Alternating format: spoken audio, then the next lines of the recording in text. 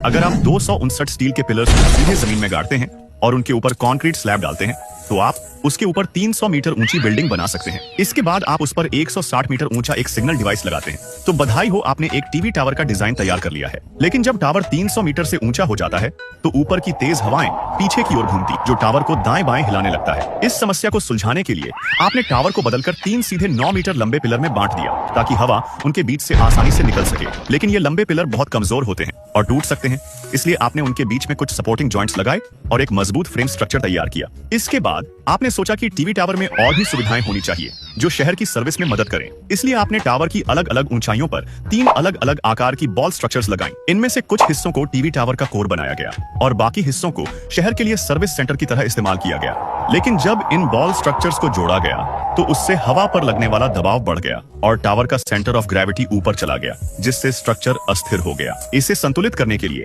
आपने टावर के बेस से 3-7 मीटर लंबे कंक्रीट के पिलर लगभग 60 डिग्री के एंगल पर बाहर की ओर बढ़ाए। फिर बीच के पिलर को नुकसान से बचाने के लिए आपने 3 और काउंटर डायरेक्शनल पिलर्स लगाए। अब बधाई हो, आपने एक बहुत ही मजबूत त्रिभुजीय स्पेस फ्रेम स्ट्रक्चर बना लिया। आप बेहद होशियार हैं। आपने पिलर को 2 हिस्सों में बांटने का विचार किया और दोनों हिस्सों को ग्लास से बनाया।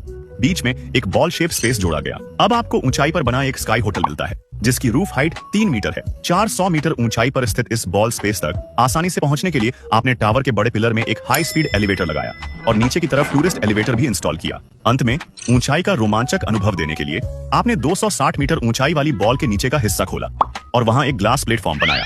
बधाई हो, आपने ओरिएंटल पर्ल टावर का डिजाइन तैयार कर लिया है।